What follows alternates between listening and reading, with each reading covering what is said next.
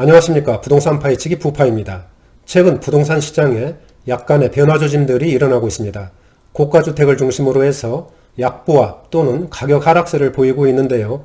특히 강남이라든지 마용성 지역, 그러니까 그동안에 급등세를 보였던 그런 지역들의 가격 하락이 눈에 띄는 것 같습니다. 그 원인을 보면 지속적인 정부의 부동산 억제 정책과 코로나19 사태까지 맞물리면서 경제 위기에 대한 불안감이 커지고 또 그에 따라 구매력이 감소하고 있기 때문으로 그렇게 분석이 됩니다.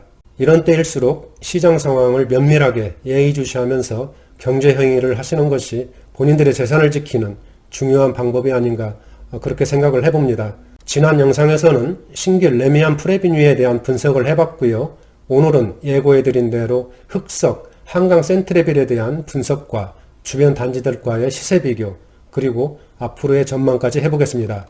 한강 센트레빌 1차는 흑석 5구역을 재개발한 그런 단지로서 지난 2011년 9월에 준공한 그런 아파트 단지인데요.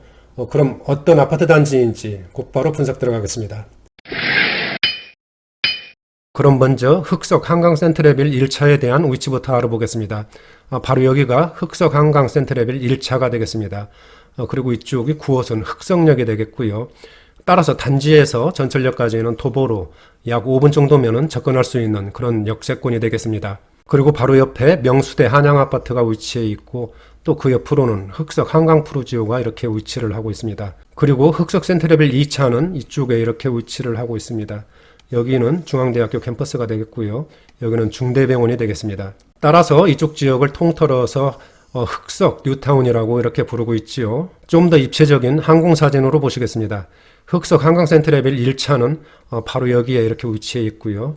이쪽은 9호선 흑석역이 되겠습니다. 흑석 한강 센트레빌 1차는 바로 옆에 이렇게 국립현충원이라든지 서달산공원이 옆에 있어서 환경도 쾌적한 이런 아파트 입지라고 보시면 되고요. 또 바로 옆에는 현재 공사 중인 흑석 9구역과 3구역이 이렇게 위치를 하고 있습니다. 따라서 이러한 재개발 구역들이 완공이 되면은 흑석 한강 센트레빌도 거대한 주거단지로서 시너지가 기대되는 그런 입지라고 보시면 되겠습니다. 다음은 흑석 한강 센트레빌 1차에 대한 일반 현황을 알아보겠습니다. 준공 연월은 2011년 9월이 되겠습니다. 따라서 현재 8년 정도 지난 그런 구축단지라고 보시면 되고요. 단지 규모는 총 10개 동에 655세대입니다.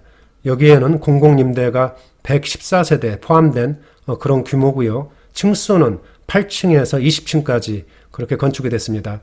평형은 25평, 33평, 그리고 43평까지 3개 평형으로 이렇게 구성이 됐습니다. 용적률은 230%, 그리고 건폐율은 22%가 되겠습니다. 세대당 주차 대수는 1.22대, 난방과 현관 구조를 보면은 난방은 개별 난방과 도시가스를 사용하고 있고요. 현관 구조는 계단식이 되겠습니다. 건설사는 동부건설에서 건축을 했고요.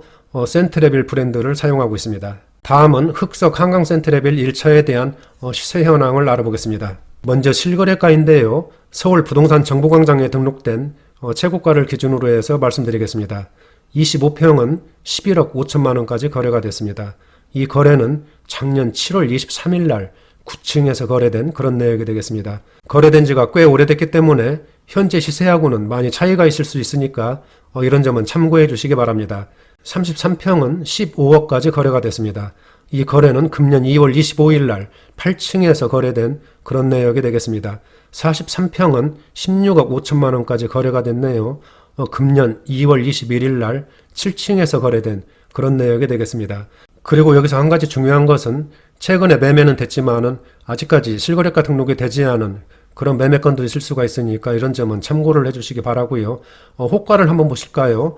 호가를 보시면은 25평 같은 경우에는 현재 매물이 잠긴 것으로 이렇게 보이고요. 33평은 14억 5천만 원 내외로 이렇게 호가가 형성이 되어 있고 43평은 17억 원 내외로 이렇게 호가가 형성되어 있습니다. 다음은 흑석 한강 센트레빌 1차에 대한 전세가를 알아보겠습니다. 25평을 보면은 전세도 지금 매물이 잠긴 상태로 이렇게 보여집니다. 33평은 7억에서 7억 5천만 원 내외로 이렇게 전세 가격이 형성되어 있고요. 43평은 10억 원 내외로 이렇게 전세 가격이 형성이 된 것을 볼 수가 있겠습니다. 다음은 한강 센트레빌 1차 주변 단지들과의 시세 비교를 해보겠습니다.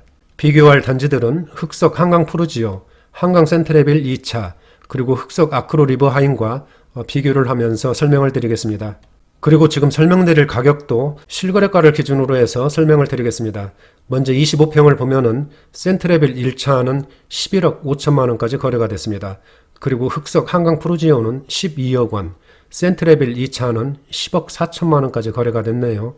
그리고 아크로 리버하임은 13억 5천만 원까지 거래됐습니다. 따라서 25평 같은 경우에는 센트레빌 2차하고 아크로 리버하임과는 약 3억 원 정도 이렇게 차이 나는 것을 볼 수가 있겠습니다. 33평을 한번 보실까요? 센트레빌 1차는 15억 원, 한강 푸르지오는 13억 3천만 원, 센트레빌 2차 13억 3천만 원, 그리고 아크로 리버하임은 19억 8천만 원까지 이렇게 거래가 됐습니다. 따라서 33평도 아크로 리버하임이 월등히 높게 형성된 것을 보실 수가 있겠습니다. 각 단지들의 준공 연호를 한번 보실까요? 센트레빌 1차는 2011년 9월이 되겠습니다. 한강 푸르지오가 2012년 8월이 되겠고요. 센트레빌 2차는 2012년 12월, 그리고 아크로 리버하임은 2018년 11월이 되겠습니다. 따라서 센트레빌 1차가 가장 먼저 입주한 그런 단지가 되겠습니다. 그 다음에 단지 규모를 비교해 보면은 센트레빌 1차가 10개 동에 655세대, 그리고 한강 푸르지오가 14개 동에 863세대, 센트레빌 2차는 963세대가 되겠습니다. 그리고 아크로 리버하임은 총 20개 동에 1073세대로서 가장 많은 이런 세대수를 보여주고 있습니다. 그리고 여기에서 한 가지 중요한 것은 최근에 거래가 없어서 실거래가 등록이 오래된 경우에는 현재 시세와는 큰 차이가 있을 수 있으니까 이런 점도 참고를 하시면서 봐주시기 바랍니다. 다음은 주요 평형별 평면도를 보시겠습니다. 먼저 전용면적 59.95제곱미터의 기본형을 보시겠습니다. 침실 3개와 화장실 2개로 구성이 되어 있고요. 25평의 아주 전형적인 표준 구조라고 보시면 되겠습니다. 다음으로는 확장형을 한번 보실까요? 확장형을 보시면은 발코니를 이용해서 이쪽 부분을 확장을 했고요. 또 이쪽도 이렇게 확장한 모습을 볼 수가 있겠습니다. 25평 같은 경우에는 전반적으로 구조가 반듯반듯하게 잘 나와 있는 것 같습니다. 다음은 전용면적 84.84제곱미터의 기본형을 보시겠습니다. 33평도 보니까 공간 활용이 아주 잘 되어 있는 것 같고요. 침실 3개와 화장실 2개로 이렇게 구성이 되어 있습니다. 전반적으로 반듯하게 이렇게 잘 나와 있는 것 같고요. 오른쪽에 확장형을 한번 보실까요? 확장형을 보시면은 이쪽 부분을 그 발코니를 이용해서 주방과 식당을 확장을 했고, 또 침실도 이 정도 확장을 한 그런 상태가 되겠습니다. 그리고 밑에 부분도 침실과 거실을 이 정도씩 확장한 그런 상태가 되겠습니다. 전반적으로 봤을 때 3베이 구조로 시원하게 그렇게 공간 활용이 잘 되어 있는 것 같습니다. 다음은 흑석 한강 센트레빌 1차에 대한 장점과 경쟁력을 알아본 다음에 전망을 해보겠습니다. 먼저 장점을 알아보면 첫 번째로 역세권 단지라고 보시면 되겠습니다. 9호선 흑석역을 도보로 5분 정도면 접근할 수 있는 그런 위치가 되겠고요. 두 번째는 직주 근접 입지라고 보시면 됩니다. 여의도라든지 광화문, 강남 등 도심 업무지구를 쉽게 접근할 수 있는 그런 입지라고 보시면 되고요. 세 번째는 서달산, 국립현충원 등이 인접해 있어서 환경이 아주 쾌적한 숲세권 단지라고 보시면 되겠습니다. 그리고 네 번째로 학군을 보면은 초등학교 같은 경우에는 흑석초등학교, 그리고 중대보석초등학교, 중학교 같은 경우에는 중대보석중학교, 동양중학교가 단지와 아주 인접해 있어서 학생들이 있는 가정에서 거주하기가 아주 편리한 이런 단지라고 보시면 되겠습니다. 그리고 다섯 번째로는 병원이라든지 금융기관, 재래시장 등 주변 생활인프라가 발달이 되어 있고요. 일부 동에 따라서는 한강 조망이 가능하고요. 커뮤니티 시설이 발달되어 있고, 또 단지 내 아름다운 조경도 한강 센트레빌 1차의 장점이라고 생각을 합니다. 그리고 마지막으로는 흑석 뉴타운이 완공 시에는 시너지가 기대되는 그런 단지라고 보시면 되겠습니다. 다음은 흑석 한강 센트레빌 1차에 대한 전망을 해보겠습니다. 흑석 한강 센트레빌 1차는 흑석 5구역을 재개발한 단지로 흑석 뉴타운에서 가장 먼저 입주한 그런 아파트 단지라고 하겠습니다.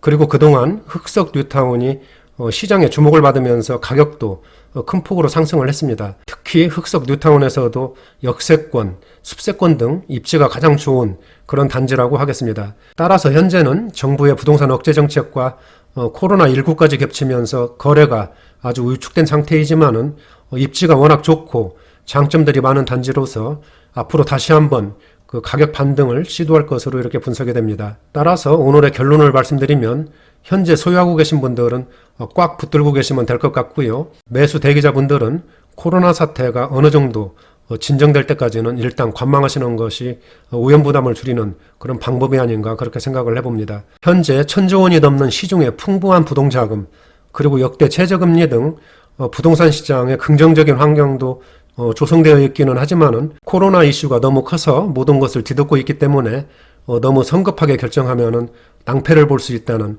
그런 말씀을 드립니다. 따라서 현 상황을 면밀하게 모니터링 하시면서 매매 시기를 결정하는 것이 매우 중요하다고 하겠고요. 혹시 급매물이 나온다 하면은 진입하는 것도 크게 나쁘지는 않은 것 같습니다. 지금까지 흑석 한강 센트레빌 1차에 대한 분석을 해봤고요. 다음 시간에는 가제울 DMC 센트럴 아이파크에 대한 분석과 앞으로의 전망을 해보겠습니다. 나가시기 전에 구독과 좋아요 부탁드립니다. 감사합니다.